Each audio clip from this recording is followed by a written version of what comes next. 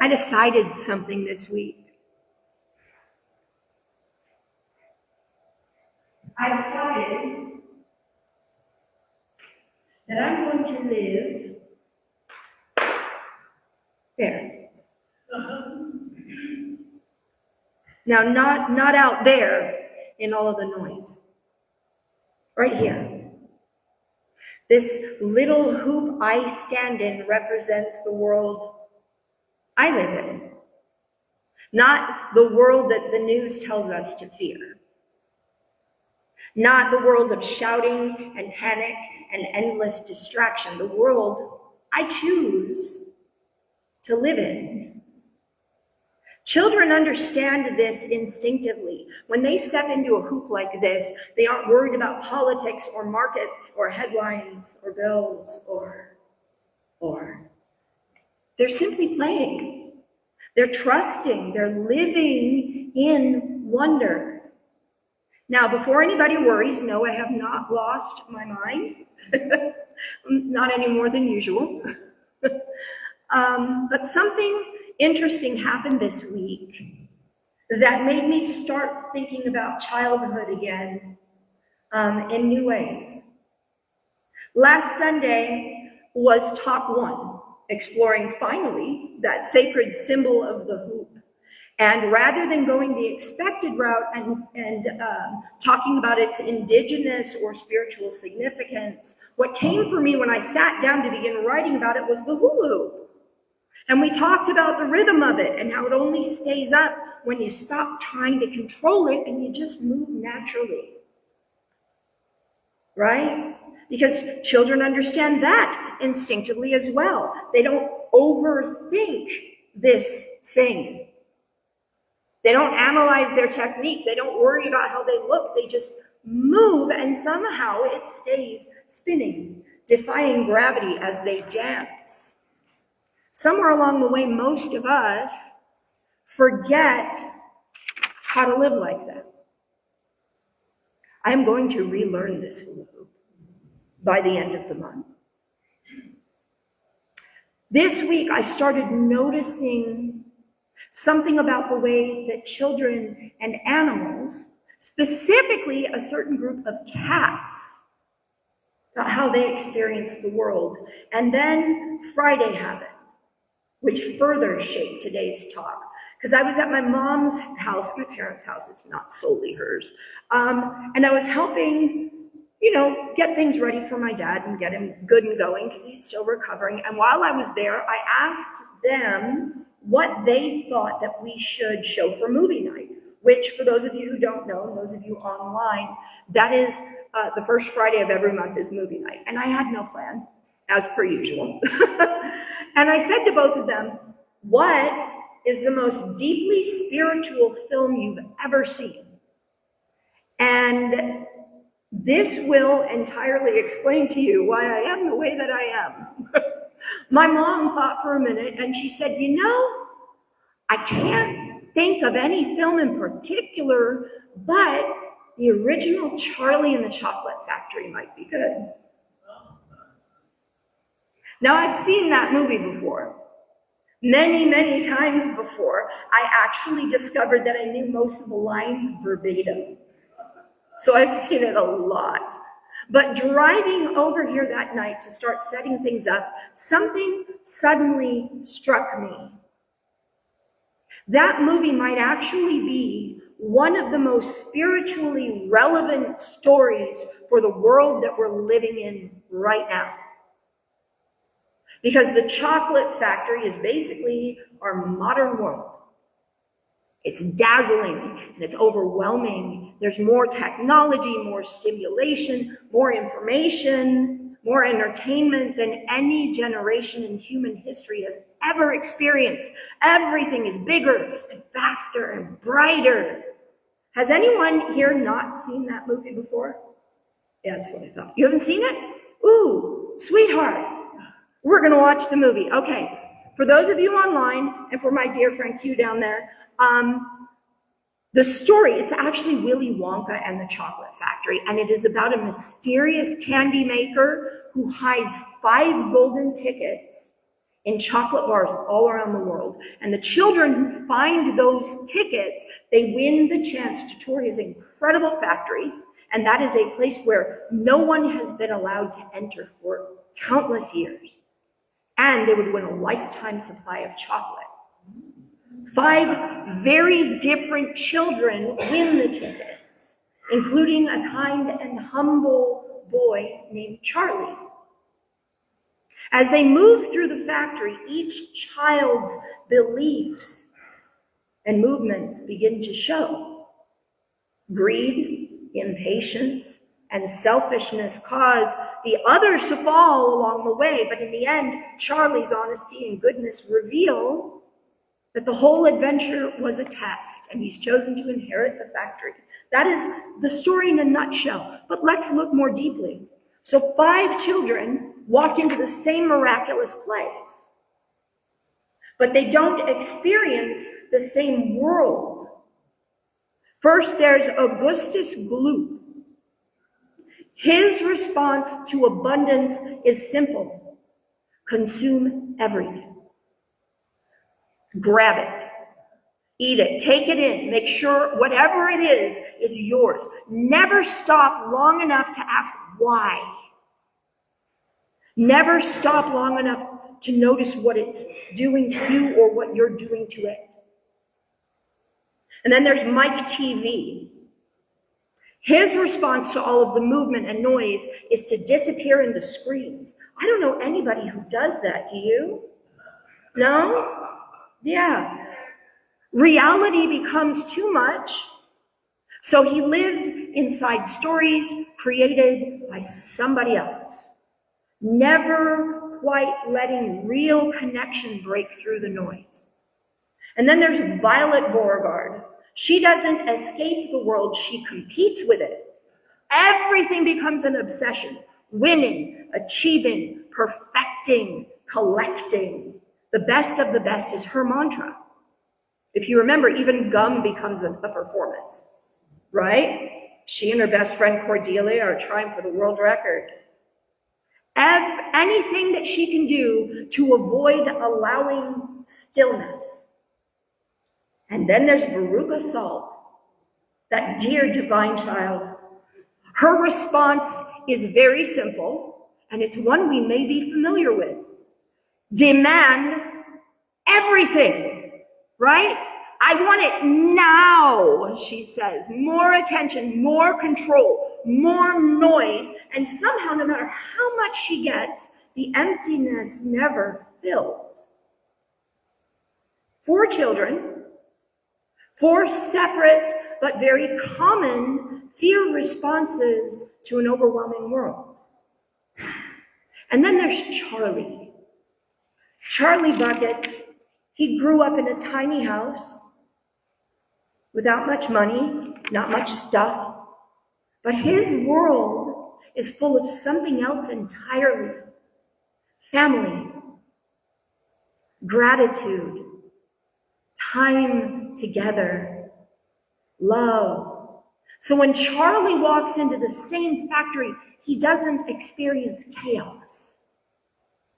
He doesn't experience overwhelm. He experiences wonder.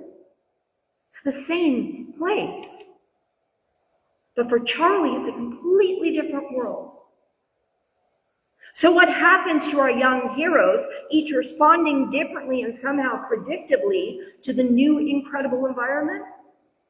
Augustus gets sucked in a tube in the chocolate river after he falls in while trying to simultaneously consume it all.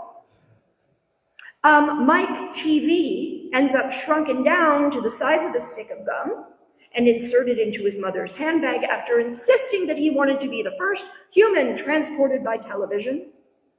Violet Beauregard ends up turning blue and ballooning into a giant human blueberry when she is whisked off by the adorable Oompa-Loompas to the squeezer. And that does not bear thinking about. And then there's Veruca Salt.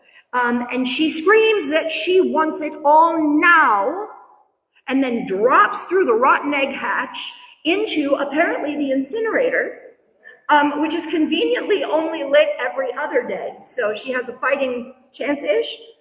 But despite a nearly catastrophic taste of a taboo fizzy lifting drink, Charlie Bucket and Grandpa Joe make it to the end, where something fascinating happens. So I'm going to backtrack. There's this character named Slugworth, okay, and he owns a rival candy company. He is the villain, the schemer. He's the one you see every time someone wins the ticket, he's whispering in the ear of the child being interviewed about their ticket. Okay? Bring me an everlasting gobstopper and I'll make you rich beyond your wildest dreams. So he's the enemy, right? Or so it seems until the very end, when Charlie, despite Willy Wonka yelling at him, quietly returns the gobstopper instead of selling it to Slugworth. And Willy Wonka smiles and says these beautiful words. He says, "So shines a good deed in a weary world." And then he reveals something quite astonishing. Slugworth was not the enemy at all. He was part of the test. The thing that they feared most was actually revealing who they truly were. And so it is with God. The things that we fear most may actually be revealing who we are becoming. And standing in this little hoop this morning, I realized something, and that is that we don't control the world outside the hoop, but we absolutely choose how we live inside it. If you were with us here on Wednesday night, then you already know this story. My parents feed all the cats in the neighborhood, all of them, perhaps in El Monte, to the tune of $500 a month in food. And there is one cat, appropriately named Mama, who is quite unlike any mother cat I've ever seen. Because most mother cats that I've seen, they tend to their kids just until they can get them off of them, right? Just until they're weaned, and then they're off on their own, and moms just largely try to ignore them. Mama is mother to several generations of cats there, including her most recent litter, which was delivered on Wednesday just before I came here. And she still mothers them all the preceding litters, who are adults. She fusses over each and every one of them, and she snuggles against each. And when the food comes out, she makes sure that they all eat first. None of the other adults eat, nor does she, until all of her babies are fed. But there's something else that I find wonderfully unique about Mama. And it's that she teaches her kids. She teaches them who and how to trust. She has watched me coming and going every day and has decided to show her brood that I'm safe. So she'll wait until everyone's around, all the cats are gathered around, and then she'll walk up and rub against me, and she'll purr while I pet her, and then she'll walk up and she'll rub against one of her children. And then she'll come back to me and purr and rub, and then go to another one of her children. And then back to me. And slowly all those kittens begin to trust too. They learned that the world is safe. And that's when something clicked for me when I sat down to put this together last night. The world outside of this hoop that I choose as my world, okay? The world outside of this will always spin. There will always be noise. There will always be plenty to fear. There will always be someone insisting that everything is falling apart. But every single one of us still gets to decide something. What world we will live in. Mama models the state she wants her children, her kittens, to live in. So if somebody asks, what do we do in a world like this? The answer for us becomes very simple. We model the state we want the world to learn. I am calling this the Mama Cat way. And here's how it works. When the world starts spinning, like everything in the wonderful chocolate factory, don't become Augustus Gloop and consume fear. Don't become Mike TV and disappear into the noise. Simply stay steady. The calm person in the room teaches calm without saying a word. That's Mama Cat energy right there. Second, when events impel you into motion, hear this, choose connection over reaction. Fear pushes people to demand, to shout, to compete and control. But love quietly asks, how can I care for those around me in this moment? Charlie's power in the Wonka story isn't cleverness or strength, it's his orientation toward goodness. Okay? And the third point in this Mama Cat way is to trust that even difficult things, sometimes seemingly impossible things, can and will serve good. Slugworth looks like the villain, but he turns out to be part of the test. Life often works that way. Challenges reveal character. Challenges open new avenues. Challenges reveal a deeper truth that's been hidden. So instead of asking, why is this happening, you can ask, who will I choose to be in this moment? We cannot control everything happening in the world, but every single one of us can control the atmosphere we bring into a room, into a moment. And that is huge, because atmosphere spreads. Just like Mama Cat's calm spreads to her kittens. And Charlie chose a world of gratitude. Mama Cat chose a world of trust. And we can choose a world of love. Right here. So when the noise gets loud, when fear starts shouting, I'm gonna back up because he's gonna turn that into a reel. I know him. We will not have a short reel, sir. When the world starts shouting, whole different thing, right? When someone in the world says that they are doomed, it is. Dan, I pause there and I hear Dan say, that's sharp. Yeah. If someone is crying out that all is lost, you can smile and gently say, believe what you will. But that is not the world I live in.